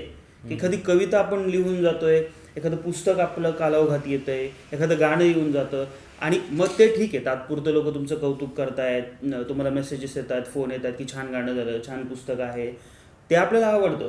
पण आपला जो इनर कॉल आहे की आपल्याला आपलं आवडणं आणि आपल्याला त्यातून वाटणार आहे हां हे मला जगायचं होतं. मला असं वाटतं की ते कंपार्टमेंटलायझेशन होतं मला, की कविता लिहिल्यानंतर तो जो कॅथार्सिस आहे त्याच्यातून मला जे प्रॉडक्टिव्ह जी गोष्ट आहे की मैं खुद को जीता हूँ, तर ते एक आहे. आणि प्रोफेशनला जर म्हणशील ना तर मग मी MA झाल्या वाडियाला शिकवायला सुरुवात केली 2011ला, आता 2022 म्हणजे तसं मी शिकवायला लागून 10-12 वर्ष होत आली. मी पॉलिटेक्निकच्या मुलांना शिकवायचो. आता ती सगळी मुलं ते असाइनमेंट वगैरे त्या सगळ्या गोष्टीमध्ये एकदम गांजलेली आणि पिडलेली असायची आणि मी इंग्रजीचा माणूस, त्यात त्या विषयाचं नाव टेक्निकल इंग्लिश, नुसतं इंग्लिश आहे नाही, त्यात टेक्निकल शब्द, मग नंतर तो कम्युनिकेशन स्किल्स. पण मला ती सवयच लावली. म्हणजे पुण्यातल्या वातावरणामुळे मला ते व्हायचं आणि मी सुदैवाने वाचत असल्यामुळं काही छान मित्र होती माझी. मला आठवतं मी पत्रकार नगरला राहायचो, ते सिम्बायसिसच्या बॅक साईडला. तर आम्ही ज्यावेळेस चालायला जायचो तर माझा एक प्रशांत धर्माधिकारी मित्र, खूप हुशार. तर तो संस्कृत शिकलेला, उर्दूचा त्याचा थोडा अभ्यास, आमच्या चर्चा व्हायच्या, असं आता आपली गप्पा होती. कुठंतरी काहीतरी बॅक ऑफ द माइंड असायचं. मग रात्री वॉकला जाताना कुठली तरी गजल ऐकलेली असते, कौपले फिर फुटा आहे, शाख पर कहना उसे, वो न समजा है न समजेगा मगर कहना उसे. हे सगळं इतकं भिनायला लागलं ना, मग ते वर्गामध्ये काय व्हायचं, कुठल्या ना कुठल्या कारणाने ते मी घ्यायचोच ते. मग भलेही ते म्हणजे आपल्याला असं भासावता येतं, दाखवता येतं की आपल्या म्हणजे विषयाशी आणि ते मुलांना कळायचं की अरे हे येतंय, म्हणजे उडून ताडून येत नाहीये. मलाही जाणवायचं की आपल्याला ते स्किल आलंय की आपण ते घुसवू शकतोय सिलेबसमध्ये. आता सिलेबस 50 मिनिटाच्या 50 म्हणजे आमचे गझलकार लोक मारून घ्यायचं. एक गजले आधी 2 शेर सांगतो वगैरे असे म्हणून ते घेतात. हे मला ना कधीच कळलं नाहीये गझल करायला, ते दरवेळेला असे 2 सुटे शेर का ऐकवतात. हा गझल लिहित नाही ना, मला बाकीचे गझलकार लोक मारतील, तू त्या तिथं जाऊन गझलेच्या का बोलताय. पण आपण असं खरं तर करायला पाहिजे ना की माझ्या काही सुट्या कविता आणि मग माझी चारोळी आणि आता माझी खरी कविता, किंवा खूप वाचायचं आणि मग म्हणायचं आता कविता. तर मग ते तसं व्हायचं. मग मी वर्गामध्ये आता बघ ना, म्हणजे प्राध्यापक लोक जनरली खूप शिस्तशीरपणे मुलांना सांगतात की नाही अभ्यास करा, असं तसं. माझा एखादा असा क्लास असायचा की मी मग त्यात काहीतरी असा शेर सांगायचो, कविता सांगतो की धूप में निकलो घटाओ में नहा कर देखो, जिंदगी क्या चीज है किताबों को हटा कर देखो. ते पोरांना असं वाटायचं मास्तरच म्हणतोय किताबो को हटा कर देखो म्हटल्यानंतर काय, म्हणजे त्यांना भारी वाटायचं. मग नंतर पुढे मी त्यांच्या मार्गाला घेऊनच जायचं की वाचणं किती महत्वाचं आहे, पण ते जगणं, वाचताना पण जगणं जे आहे ते अशा शहरांमधून यायचं, त्यांना ते आवडायचं. मग तू जो प्रश्न विचारला की प्रोफेशनला ते कसं काम करतं, तर ह्या लेवलला ते काम करतं की मुलं माझी होऊन जातात, मी मुलांचा होऊन जातो, मला माझ्या कामातही कविता वापरता येते. आणि आता असं खूपदा होतं अगं की कुणीतरी इंजिनियर झालाय, जर्मनीला जाऊन आलाय, किंवा कुठेतरी चांगल्या कंपनीत कॉर्पोरेटमध्ये काम करतोय आणि त्याचा मेसेज येतो व्हॉट्सअपला किंवा ट्विटरला म्हणतो, कुणीतरी हे करते इन्स्टाला वगैरे की सर तुम्ही त्यावेळेस ती कविता ऐकवलेली ती मला आता आठवली आहे सर, असं. आणि ते इतकं समाधान देणारं असतं, खूप भारी वाटतं ते. वा वा वा. आदित्य, तुझा काय अनुभव? श्रीपाद आता म्हटला की महाविद्यालयात आपण असतो आणि मी प्राध्यापक आहे. श्रीपाद इतकी वर्ष नाही, पण 4 वर्ष शिकवतोय मी. आणि मला असं मुद्दाम म्हणावं असं वाटतं की मी महाविद्यालयात नेहमी कविताच शिकवतो. कारण तुम्हाला अगदी कट्ट्यावरती, कॅन्टीनवरती अगदी अशा कविता भेटत असतात. आणि मुद्दामून सांगावं असं वाटतं की तुम्ही वर्गात जेव्हा जाता, जे कविता कशी तुम्हाला मदत करते एखादा विद्यार्थी समजून घ्यायला, की आपल्याला कायम असं वाटत आलं की तरुण म्हणजे फक्त गुलाबी गुलाबी. अर्थ असते, ते वय असतंच प्रेमात पडण्याचं आणि प्रेमामध्ये तरंगण्याचं ते वय असतं. परंतु जेव्हा तुम्ही अगदी त्या विद्यार्थ्यांच्या जवळ जाता, त्यांना समजून घेताना, तेव्हा त्या वास्तवाचा विस्तव तुमच्या हातावरती पडतो. कारण या विद्यार्थ्यांचे प्रश्न इतके गंभीर आहेत, त्यांचे मानसिक असतील, त्यांच्या घरातले असतील. आणि कवी असण्याचा फायदा हा होतो की तुम्ही लगेच कनेक्ट होता आणि इतके सहज ते माझ्याशी अनेकदा त्यांच्या अगदी वैयक्तिक गोष्टी शेअर करतात. आणि माझ्या परीने त्यांना समजावण्याचा मी एक शिक्षक म्हणून, मेंटर म्हणून प्रयत्न करतो. आणि असं कधीतरी होतं संकेत की त्यांच्या आयुष्यात घडलेला प्रसंग तो कधीतरी मग लेखातनं, तो कधीतरी मग कवितेत उतरतो आणि अशी कुठेतरी प्रोफेशन आणि कवितेची सांगड घातली जाते. पण मी तुला एक सांगू का की आता हे सगळे जे कवी किंवा आपली जी अख्खी जी सगळी जी पिढी आहे, ते सगळे आपापल्या कामांमध्ये खूप छान आहेत. आणि त्याचा ना कवितेमुळे एक जरा तशी एक ओरिएंटेशन त्यांचं झालेलं असं मला वाटतं. म्हणजे आता फॉर एक्झाम्पल आमचा एक गझलकार मित्र आहे जयदीप जोशी नावाचा, तो अदरवाईज एका खूप मोठ्या पोस्टवरती आहे, ओके, आणि तो असा एका त्याच्या कंपनीचा तो एव्हीपी आहे. किंवा प्रथमेश पाठक प्रथमेश पाठक आज आपल्या मैफिलीचा भाग असायला हवा होता. तर पुन्हा तो प्रथमेश मार्केटिंगमध्ये आहे.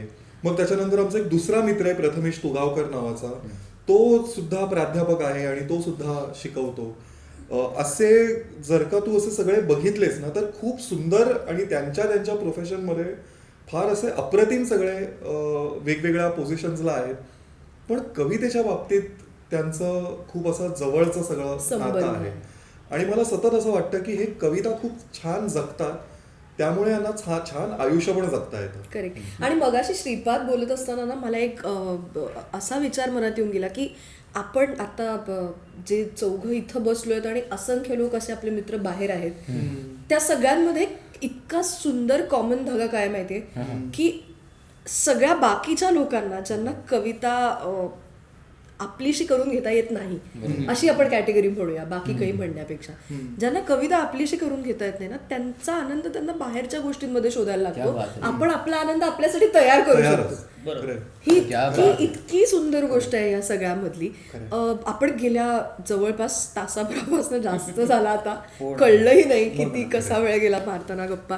पण हळूहळू त्या गप्पांच्या शेवटाकडे येताना मला पुन्हा एकदा म्हणजे जागतिक मराठी भाषा दिवसाच्या निमित्ताने आपण गप्पा मारतोय म्हणून आपली मराठी भाषा आत्ता ती कायमच प्रवाही राहिली आणि तिचा एक स्वतंत्र तिचं एक विश्व आहे. ती मगाशी संकेत तू एक फार मस्त स्टॅटिस्टिक सांगितलंस की ती जगातल्या सर्वाधिक बोलल्या जाणाऱ्या भाषांपैकी एक आहे. 13वी भाषा, जगभरातली 13वी सगळ्यात जास्त बोलली जाणारी भाषा ही आपली मराठी आहे. 8 कोटी लोक जवळपास ही भाषा बोलतात आणि या भाषेला एक राजाश्रय त्या अर्थाने मिळावा म्हणून आत्ता प्रचंड प्रयत्न चालू आहेत. कलाकार या निमित्ताने बोलत आहेत, काही राजकारणी मंडळी या निमित्ताने बोलत आहेत आणि लवकरात लवकर तिला हा दर्जा दिला जावा अभिजात भाषेचा, ह्यासाठी आपल्या सगळ्यांचे प्रयत्न चालू आहेत. पण आपण सगळे आता आपण तरुण पिढी आहोत आणि आपण ऍक्टिव्ह असलेली सगळी मंडळी आहोत या भाषेच्या संवर्धनाच्या कामामध्ये. मला तुम्हाला तिघांनाही विचारायचं आहे की यासाठी तुम्ही तुमच्या परीने काय करताय. एक तुला ना मी एक किस्सा सांगतो की मागच्या वर्षी नाही त्याच्याही थोडंसं आधी खरं तर मी जयपूर लिटरेचर फेस्टिवलमध्ये गेलेलो आणि मला सांगताना फार आनंद होतो की तिकडे मी एकमेव मराठी कवी म्हणून गेलो होतो. आणि मला गंमत तुला सांगतो की तिकडे कवितांसाठी एक सेशन होती. त्या सेशनमध्ये मी कविता वाचली आणि त्यानंतर सगळ्या कवींना सगळ्या कलावंतांना बाहेर एका फोर्टमध्ये बोलवलेलं होतं. तर तिकडे मला एक आयरिश माणूस भेटला. ओके. आणि तो मला म्हणत होता, तो खरं तर मलाच येऊन म्हणत होता की ह्या अख्ख्या सगळ्या या सेशनमध्ये एक कुठला तरी एक मराठी कवी मी शोधतोय, त्याची कविता मी ऐकली आणि मला त्याला भेटायचं आहे. तर मी सांगितलं तो मीच आहे. ओके. तर त्याने म्हणजे काय करू काय नको असं त्याचं सगळं झालं आणि त्याने मला सांगितलं मला प्लीज उद्या कसंही करून भेट. तर मी त्याला दुसऱ्या दिवशी भेटायला गेलो. त्याने मला पहिला प्रश्न विचारला, ही भाषा कोणती आहे. ओके. आणि मला खरं तर मी अचंब्यात पडलो की कुठलाही माणूस मला हा प्रश्नच कसा काय विचारू शकतो की मराठी भाषा कुठली आहे. ओके. तर मी त्याला सांगितलं सगळं की बाबा ही माझी भाषा आहे आणि ही खूप जास्त बोलली जाणारी भाषा आहे. तर त्याने सगळं ऐकलं आणि सांगितलं की 24 तास दे मला, दुसऱ्या दिवशी भेट. ओके. इथेच भेट, ह्याच वेळेला भेट. दुसऱ्या दिवशी गेलो. आता खरं तर मला अप्रूप वाटतं या लोकांचं की त्या 24 तासात त्याने अख्खा अभ्यास केला. ओके. की सगळं मराठी काय कसं हे ते कोण बोलतं, कशी बोलली जाते, काय आहे, जितका त्याला जमेल तितका त्याने अभ्यास केला. आणि दुसऱ्या दिवशी त्याने मला येऊन एक साधा प्रश्न विचारला ज्याचं उत्तर माझ्याकडे नाहीये. आणि हेच खरं तर उत्तर मला शोधायला हवं असं मला वाटतं. त्याने सांगितलं की तुमची जी भाषा आहे ती भाषा जितकी लोक बोलतात तितकं आमच्या आयरिश लोकांचं पॉप्युलेशन सुद्धा नाही, एवढी लोकसंख्या सुद्धा नाही आमची. आणि आमची आयरिश भाषा ही आमची लोकभाषा आहे म्हणून ती राजभाषा आहे. मराठी ही भाषा जर का 8.5 कोटी लोक बोलतात या जगामध्ये तर त्याला तुमची सरकार स्थानिक भाषा असं कसं काय नाव देते. खरं. जर का ही भाषा 8.5 कोटी जगातली लोक बोलताय याचा अर्थ ही जागतिक भाषा झाली. 100%. मग याला तुम्ही स्थानिक भाषा कशी काय बोलता. ओके. आणि मग तुमच्यातली लोक काय करतायत याच्यासाठी. आणि माझ्याकडे त्याचं उत्तरच नव्हतं की ह्याला काय बोलायचं यार. फक्त व्यवसायात त्याचा उपयोग नाही म्हणून आपण तिला कुठे बाजूला ठेवलेलं आहे. तर मला असं वाटतं की माझ्या पिढीने आपल्या पिढीने आपण आपापल्या पद्धतीनं जर का मराठी भाषेला जागतिक दर्जा दिला आता हा जागतिक दर्जा म्हणजे काय, तर जागतिक दर्जा म्हणजे मराठी भाषेला इतर ज्या भाषा आहेत त्या भाषेच्या तुलनेत ही मराठी भाषा कुठेतरी आली पाहिजे. तर तुम्हाला एक उदाहरण देतो. तुम्ही कुठल्याही कवितांचे अनुवाद होतात बरं, जागतिक पातळीवरती कवितांचे प्रचंड प्रमाणात सगळं काम होत आहे आणि प्रचंड प्रमाणात अनुवाद केला जातो कवितांचा. तुम्ही कुठल्याही या वेबसाईटवरती जा, या पोर्टलवरती जा, मराठी भाषेवरती कोणीच काम नाही केलेलं आहे. ओके. आणि मला ह्या गोष्टीचं खरं तर फार दुःख होतं की आपली जी साहित्यिक समृद्धी आहे, जी कवितेची जी समृद्धी आहे, ही ग्रीक आणि लॅटिन आणि ह्या भाषांबरोबरची आहे, तोडीच तोड आहे. आणि आपलं काम कुठेच नाहीये इकडे. म्हणजे मराठी भाषा आहे हे लोकांना माहितीच नाही, तो प्रेझेन्स नाहीये. तर मला असं वाटतं की कवी म्हणून मला हे करणं फार गरजेचं आहे. म्हणून मला केवळ कवी नाही तर मला अनुवादक व्हायचं आहे ह्या कारणासाठी. कारण माझी इच्छा आहे की उद्या एका ग्लोबल कॉन्फरन्समध्ये म. देशपांडेंची कविता वाचावी. माझी इच्छा आहे की मंगेश पाडगावकरांना कोट केलं जावं जसं पाब्लो नेरुदाला आपण कोट करतो. माझी इच्छा आहे की शंकर वैद्य सरांविषयी कोणीतरी बोलावं जसं माया अँजेलोवरती बोललं जातं. आणि ज्या तोडीस तोड आपण सगळे महत्वाचे कादंबरीकार किंवा कथाकार यांचं आपण नाव घेतो, ओ हेनरीचं नाव घेतो आणि हेनरी किप्सेनचं नाव घेतो, तसं माझी इच्छा आहे यार की G.A. कुलकर्णींचं नाव घ्यावं. आणि यात काय वाईट आहे? नाही, आणि उत्तमच आहे. आणि मला असं वाटतं की या चर्चेच्या निमित्ताने हे सगळे विषय तरी आपण किमान बोलतो आणि एकमेकांशी हे सगळं शेअर करतो. श्रीपाद, हे बघ, आता मला मी संकेतच्या मताशी पूर्णपणे सहमत आहे. पहिली गोष्ट की जागतिक पातळीवर आपलं साहित्य जाणं किंवा ते नावाजलं जाणं, आपले सगळे कवी लेखक ते वाचले जावं जागतिक पटलावर. पण त्याच्या बरोबरच आपण आपल्या भूमीत, आपल्या भागात, आपल्या परिसरात मराठी किती बोलतोय हा एक सगळ्यात गरजेचा मुद्दा आहे. ज्यावेळेस आता मी कविता लिहितो, आपण पुस्तकं लिहितो, त्यावेळेस किती मराठी वाचक पुस्तकं विकत घेत आहेत. तर स्पृहा पण अग्री होईल की ती स्वतः ॲक्ट्रेस आहे, तर तुला माहिती आहे की आपण मराठी सिनेमा बनवायला किती कष्ट तुम्ही लोक घेता. आणि त्या तुलनेत आपला मराठी जो प्रेक्षक वर्ग आहे तो किती सजग आहे की तो जसं बंगालमध्ये जे लिटरेचरचं एक कल्चर आहे आपण ज्याला म्हणतो, किंवा जसं याने जयपूर फेस्टिवलचा मगाशी उल्लेख केला की हे जे ट्रेंड्स आहेत ते आपल्याकडं मुळात मला काय वाटतं की ग्रास रूटला किंवा ही जी केवळ वृथा अभिमान बाळगून तर काही होणारच नाही. म्हणजे आपण जागतिक पातळीवर आपली भाषा बोलली जावी, ती लोकांनी ऐकावी, आपले कलाकार तिकडे जावे, हे तर म्हणजे स्तुत्य आहे.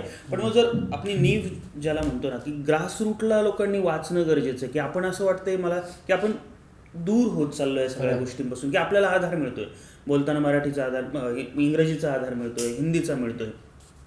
आणि मी म्हणजे आता तू त्या मुद्द्यावरच होतेस की आपण कवी म्हणून काय करतोय. मी वर्सोव्याला शिकवतो, प्राध्यापकी करतो, आणि माझ्या कॉलेजच्या परिसरामध्ये माझा जो क्राऊड आहे तो कोळी बांधवांची मुलं आहेत, काही मुस्लिम बांधवांची मुलं आहेत. त्या एरियामध्ये जास्त मराठी मुलं, आणि स्पेशली आपण जे पुण्याची मराठी म्हणू किंवा एक ह्या टप्प्यातली ठाणे वगैरे ह्या साईडची मराठी बोलणारी किंवा समजणारी मुलं तितकी नाही आहे, ती समजत. आणि मला सुरुवातीला that was a cultural shock for me की महाराष्ट्रातच आणि मुंबईतच हे मी जे लिहितोय किंवा मी जे बोलतोय ते पोहोचवायचं कसं.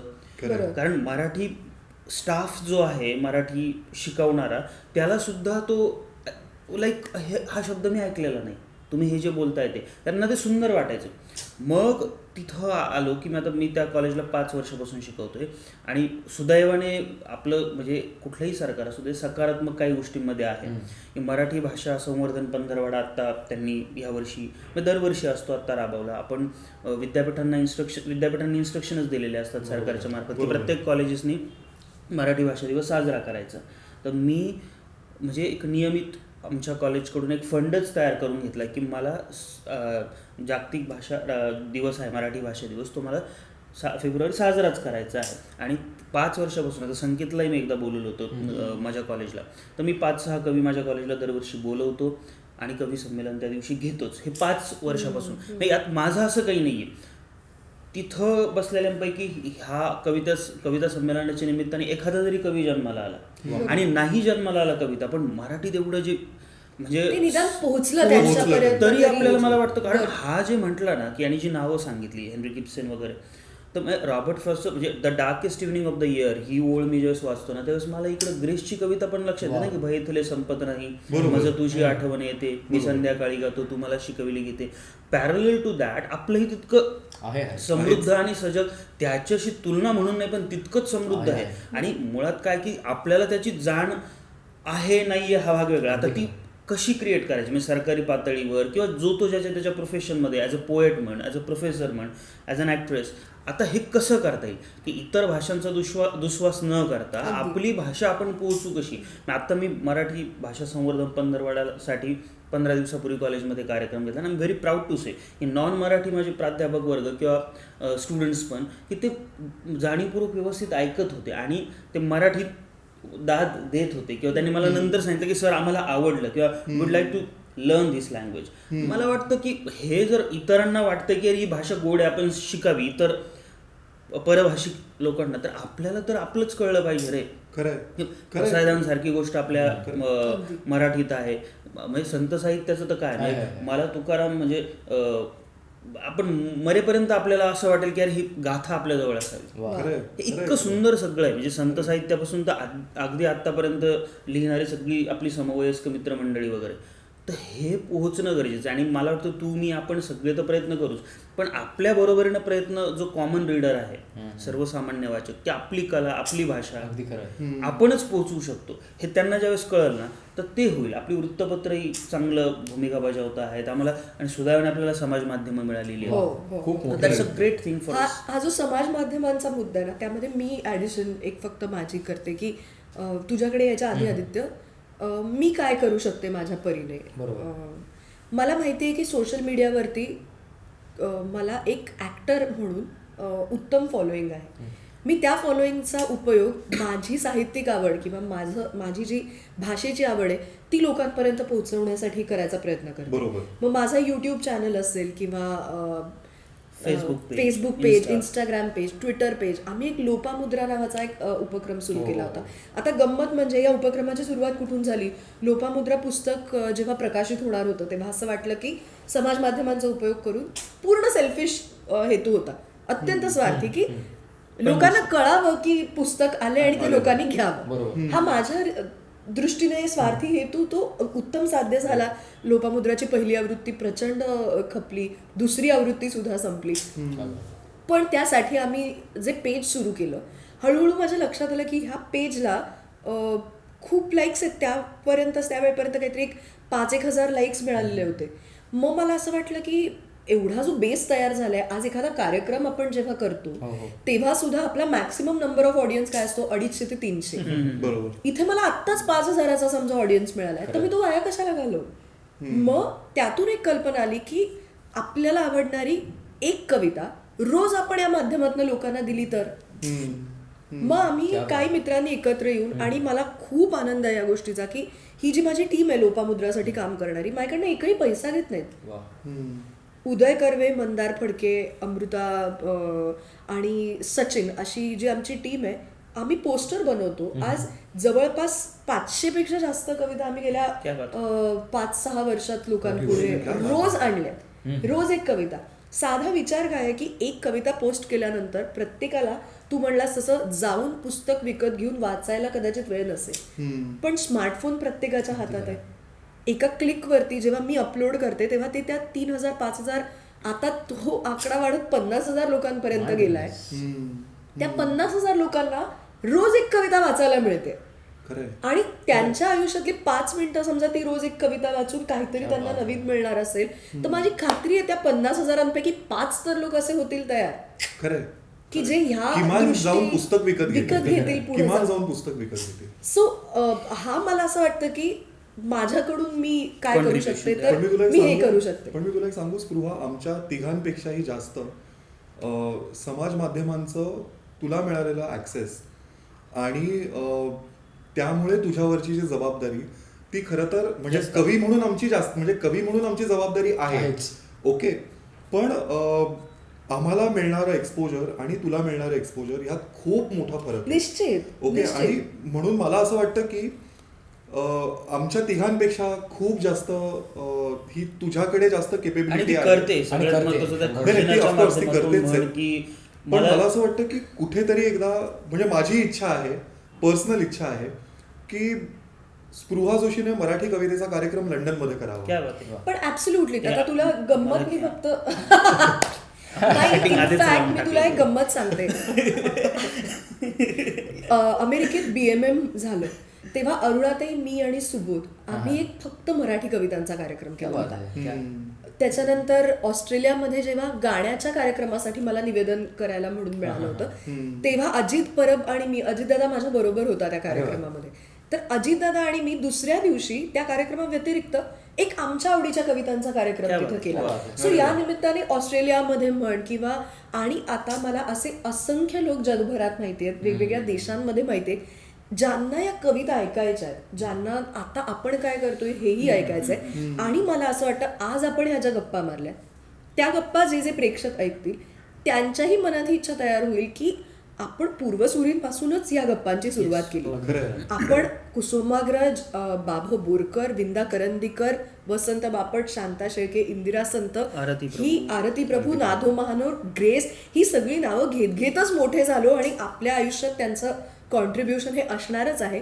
पण त्याच्या जोडीने मला असं वाटतं की आज आपल्यासारखे जे कवी लिहितात, तू जे एक्सपोजरच्या बाबतीत म्हणतोस, तुम्हालाही ते ग्लॅमर, आपल्यालाही ते ग्लॅमर एकत्रितरित्या आता मिळणं आवश्यक आहे.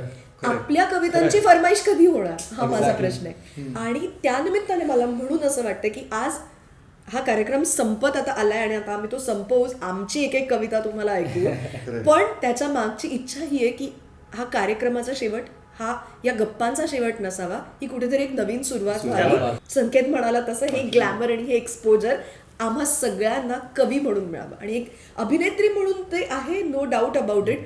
पण मला मनापासून असं वाटतं की माझी ओळख जेव्हा लोक कविता वाचतात तेव्हा त्यांनी माझी कविता म्हणून वाचावी, त्यांनी एका अभिनेत्रीची कविता म्हणून ती वाचू नये. कारण ती दाद जास्त खरी असेल आणि ती जास्त महत्वाची दाद असेल असं मला वाटतं. आणि तू त्याबद्दल सजग आहे हे मला खूप भारी वाटतं. अदरवाईज मग आता मी अभिनेत्री, मग चला लिहू काहीतरी आणि होईल असं नाही. आणि तू मला तरी अभिनेत्रीपेक्षा कवयित्री ह्या दोन कंपार्टमेंटमध्ये तू इतकं परफेक्ट लिहितेस आणि अभिनय करते, ही खूप छान गोष्ट आहे.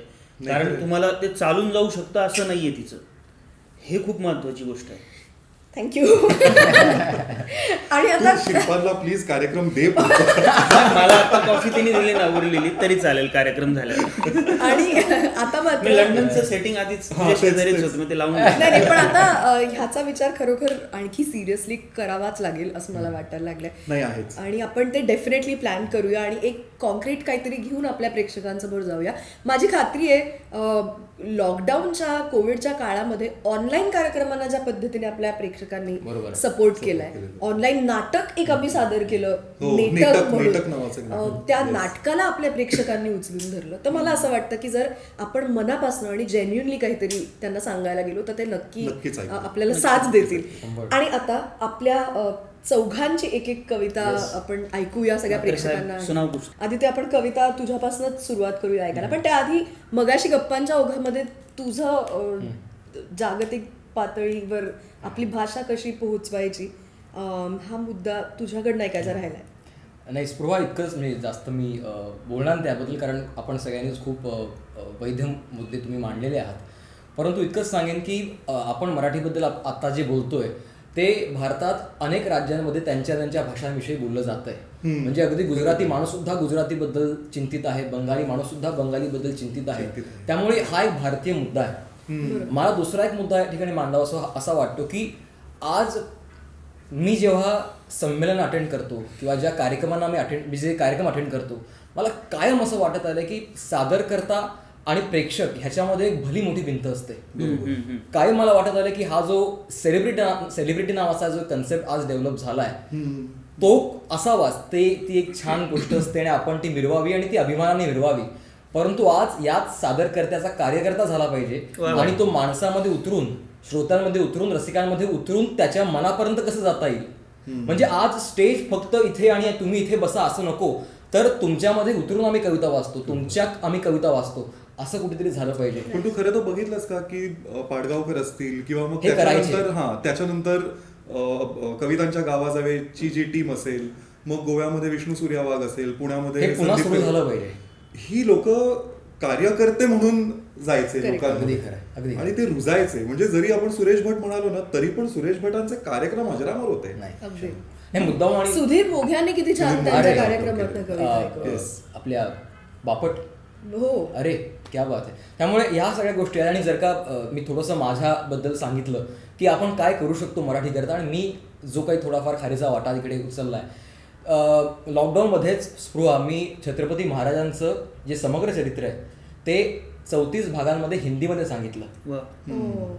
माझ्या युट्यूब चॅनलवरती. आणि ह्याच्या मागे असं की मराठी भाषा पोहोचलीच पाहिजे, परंतु आपल्या मराठीतले जे मानबिंदू आहेत की जे फक्त पुतळ्यापुरता मर्यादित आहेत, जे फक्त घोषणांपुरता मर्यादित आहेत, ते जागतिक भाषेमध्ये निदान भारतीय भाषेमध्ये अनुवादित व्हावेत आणि त्या सगळ्या जगाला कळावं की आपल्याकडे कुठली माणसं होती आणि आपण काय रुजवलं या मातीमध्ये. खरंय. त्यामुळे असे कुठेतरी आपण आपल्याकडची भाषा, आपल्याकडची माणसं जर का आपण घेऊन गेलो तर एक वेगळा नक्कीच एक बदल घडेल.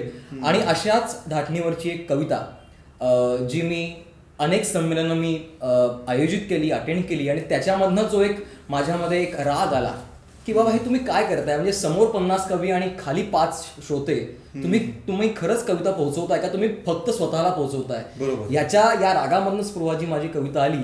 ती कविता म्हणजे याच शीर्षकाची कविता मी अगदी श्रोत्यांकरता या ठिकाणी सादर करतोय. आणि शीर्षक आहे कविता म्हणजे.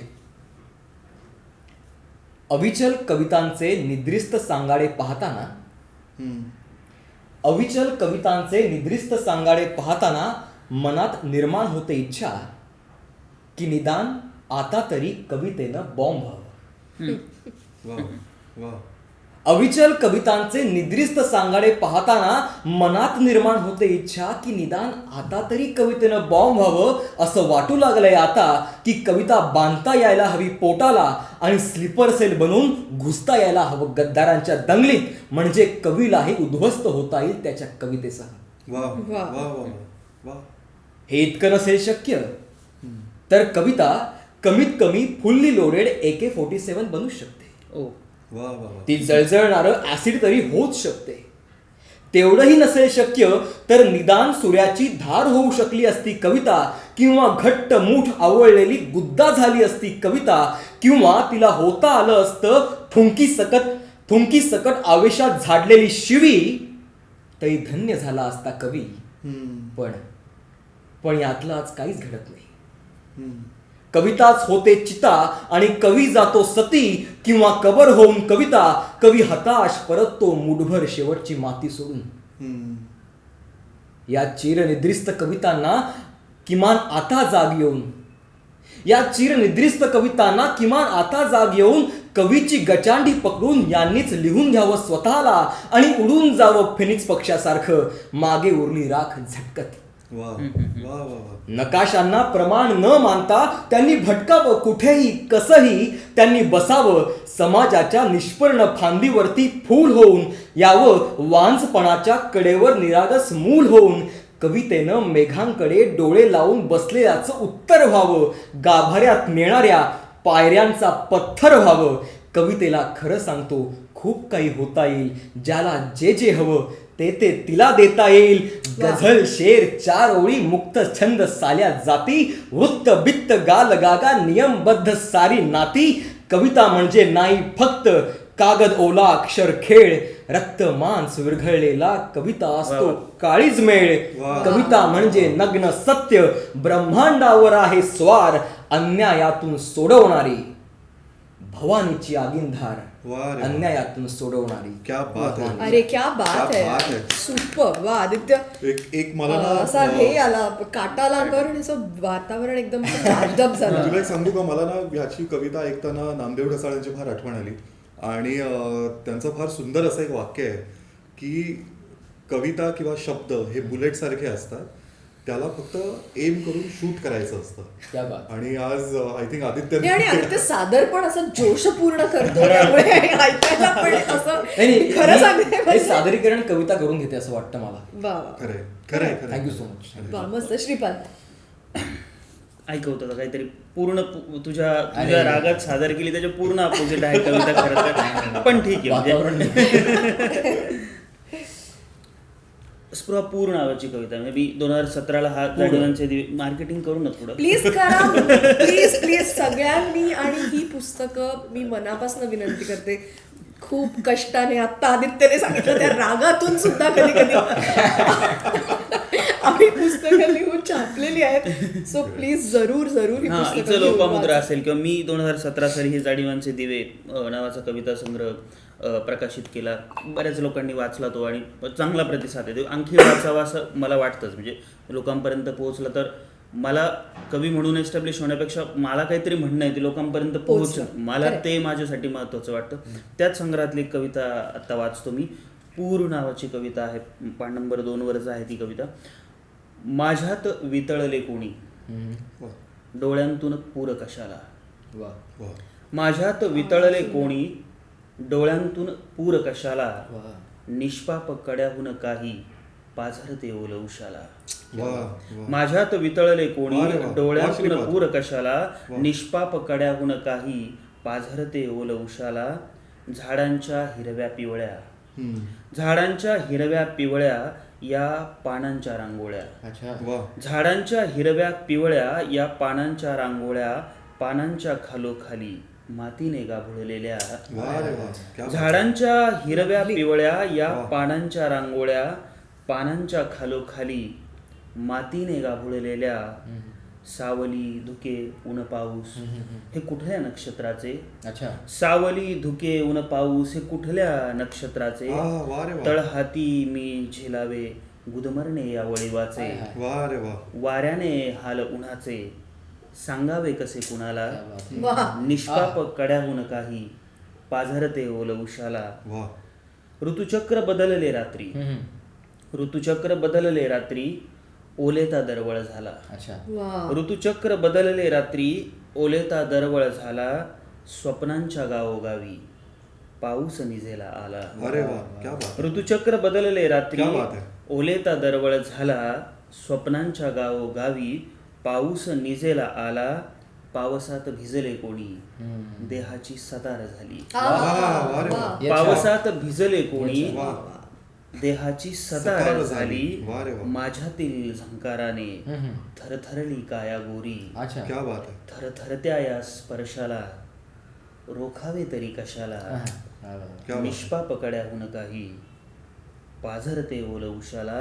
माझ्यात वितळले कोणी, डोळ्यांतून पूर कशाला. क्या बात है. डोळ्यांतून अरे पूर क्या कशाला. बात है. बात है श्रीपाद. वा वा वा. सुपर. थँक्यू वा. क्या बात है.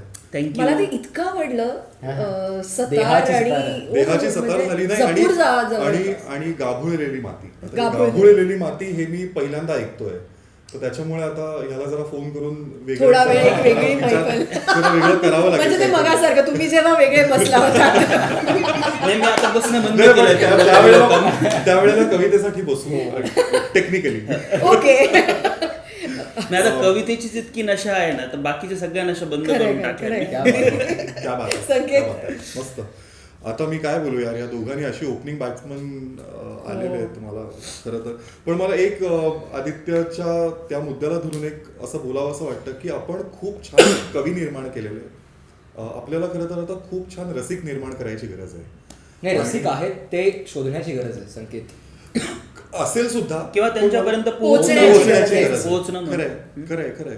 तर मला असं वाटतं की शेवटी आपण सगळेच एकत्र आहोत, सगळेच कलावंत आपण एकत्र आहोत.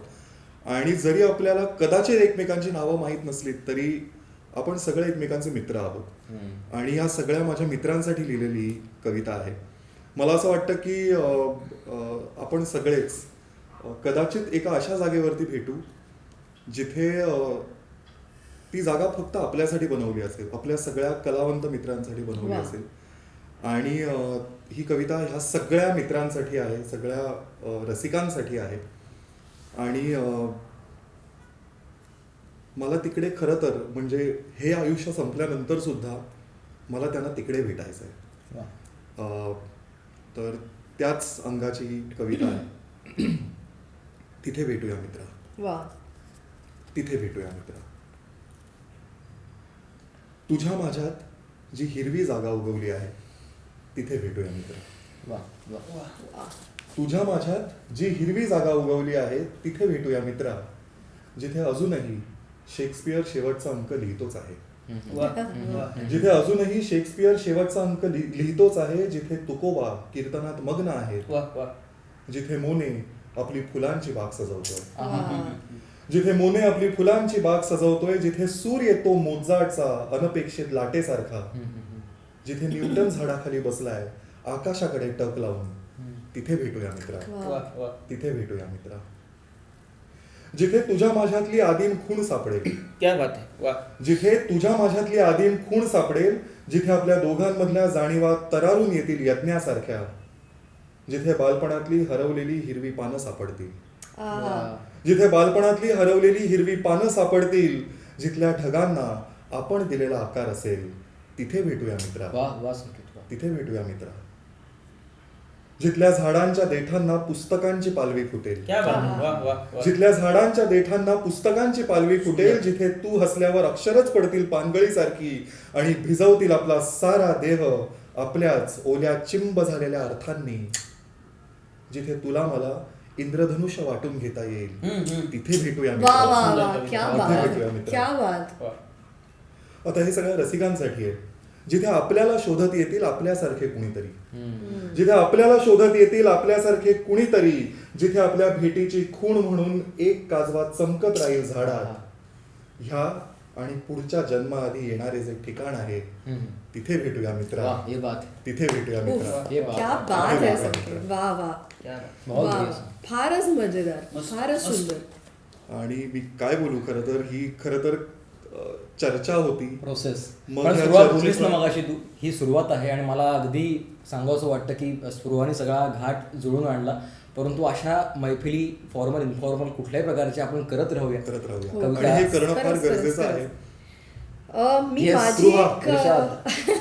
मी माझी एक कविता ऐकवणार आहे जी जरा नवीन आहे आणि ती आधी कधीही कुठेही वाचलेली नाही, तर आज तुम्हा सगळ्यांसोबत ती पहिल्यांदा शेअर करते. सुना. हे कुठून येते कानी हळवे हळवेसे गाणे, अच्छा. हे कुठून येते कानी हळवे हळवेसे गाणे, वाऱ्यावर गंध नवासा पसरून जाते दिवाणे. तिचा वाट दाखवू येतो शुक्राचा लुकलुक तारा, तिचं वाट दाखवू येतो शुक्राचा लुकलुक तारा, आभाळीच्या पडद्यावर मोहरतो रंग पिसारा. सुंदर, वा.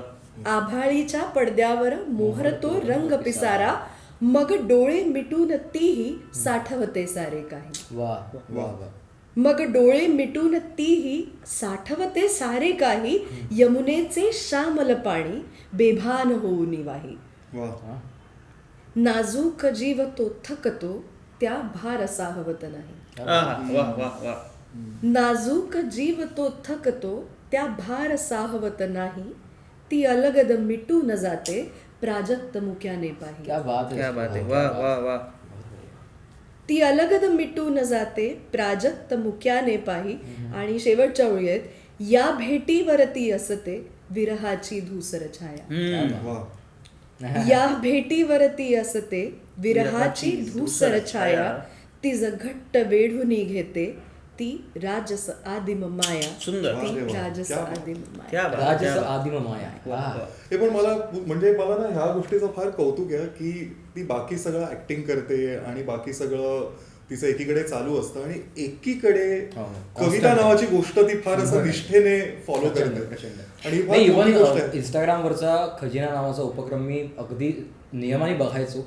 मी तिचा एक सबस्क्रायबर आहे, मला मुद्दामून सांगायचं. आमचं सगळ्यात सारांशतिकांचं म्हणणं की लंडनला जर गेलीस तर हे जे काही सगळं चालू आहे तसं ऍक्च्युली ते नाही, जोक सपाट पण अगदी म्हणजे सगळे आपले ऍक्टर्स आणि सगळे सेलिब्रिटी आहेत काम करणारे, परंतु तरी सुद्धा मराठी करता निष्ठेने आणि सातत्याने सातत्य त्याच्याकरता स्पृहा आम्ही तिघही कवी एका आमच्या अगदी लाडक्या कवयित्रीचे आभार मानतो. म्हणजे सर्व कवींच्या वतीनं खरं आहे. That's really great thing for us. आणि खरंच खूप मस्त काम करतेस तू. आणि ते लंडनच्या बाजूला राहतो, इतर देश पण आहेत. ऑस्ट्रेलिया बोलला नव्हतं. पण ऑन दॅट नोट मला फक्त चीनला नको जायला बघा सध्याला. हा सध्या तरी नको. ऑन दॅट नोट मला असं वाटतं की या गप्पा इतक्या सुंदर चालल्यात आणि मला तरी असं वाटतं की वेळेचं बंधन नसतं तर आम्ही कदाचित रात्रीपर्यंत काय उद्याच्या दिवसभरही या गप्पा अशाच चालू राहू शकतात. आणि मगासपासून आम्ही जे म्हणतोय तसंच ते होईलही. ही मैफल ही जी भेट आहे त्याची आता सुरुवात होती असं या कार्यक्रमाच्या माध्यमातून आपल्या सगळ्या प्रेक्षकांना आश्वासन देऊया. आणि आजच्या कार्यक्रमात मात्र इथेच थांबूया. पुन्हा भेटूया पुढच्या भागात. तोपर्यंत जर हा व्हिडिओ आवडला असेल तर प्लीज शेवटचं मार्केटिंग एक करणं भाग आहे. लाईक करा, शेअर करा आणि सबस्क्राईब करा. पुन्हा भेटूया पुढच्या भागात. तोपर्यंत नमस्कार.